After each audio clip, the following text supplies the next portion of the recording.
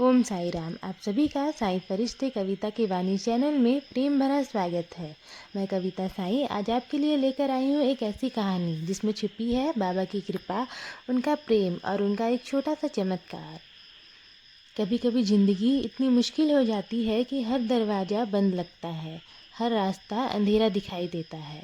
ऐसे ही एक समय में एक माँ ने सिर्फ एक जगह उम्मीद लगाई, साईं बाबा के चरणों में। ये कहानी है मेरे अपने घर की, मेरी एक अपने जैसी बहन की, जिसे बाबा ने उस वक्त सहारा दिया जब सारी दुनिया ने मुंह मोड़ लिया था। चलिए सुनते हैं नाज दीदी की ज़िंदगी का वो सच्चा किस्सा जिसमें साईं बाबा ने उनकी हर आस, हर प्रार्थना का जवाब दिया।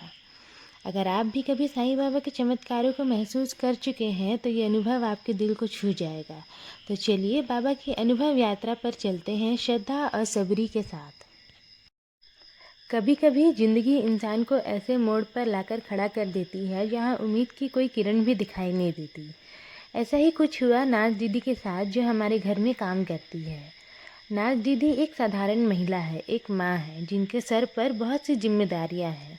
उनका छोटा सा बेटा है और उनके पति किसी कारणवश उनसे अलग रहते हैं। जब जीवन की राहें कठिन हो गई तो नाज दीदी को मजबूरी में घरों में काम ढूंढना पड़ा ताकि अपने बेटे का पालन पोषण कर सके। एक दिन काम की तलाश में पूरा शहर छान मारा, हर दरवाजे पर दस्तक दी, लेकिन कहीं से भी हानि मिली। थक हार कर आंखों में आंसू लेकर जब वो एक मोड़ से गुजर रही थी तो सामने साईं बाबा का मंदिर दिखाई दिया, मानो बाबा ने ही उन्हें अपनी ओर बुलाया हो। वह मंदिर की सीढ़ी पर बैठ गई और साईं बाबा से बोली, बाबा मुझे बस एक काम दिला दीजिए ताकि मैं अपने बच्चे को 2 वक्त की रोटी दे सकूं। और फिर जो चमत्कार हुआ वो उनके जीवन की दिशा ही बदल गई। उस मंदिर के सेवक ने आकर उनके मन की बात जानी और उसी मंदिर में उन्हें सबसे पहला काम मिला और वहीं से उनकी जीवन बदलने की शुरुआत हुई।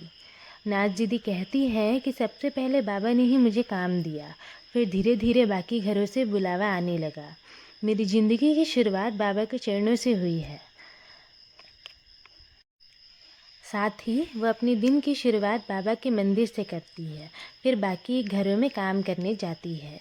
आज भी वो रोज़ सुबह मंदिर तक पैदल जाती है, वहाँ झाड़ू लगाती है, मंदिर की सफाई करती है, लेकिन वहाँ से एक पैसा भी नहीं लेती। वो बिना पैसे के बाबा के मंदिर में सेवा करती है और वो इस काम को कभी छोड़ना नहीं चाहती, क्योंकि वो एक सेवा नहीं, उनका साईं बाबा के लिए प्रेम है, एक भक्ति है। ये कोई साधारण लीला नहीं है, ये बाबा की कृपा की जीवंत का मिसाल है। जब इंसान दिल से पुकारता है तो साईं बाबा ज़रूर सुनते हैं। जो सच्चे मन से मांगता है बाबा उसे कभी भी खाली हाथ नहीं लौटाते। नाज दीदी की कहानी हमें ये सिखाती है कि जब सब रास्ते बंद हो जाते हैं तब साईं बाबा अपने भक्त के लिए एक नया रास्ता खोलते हैं।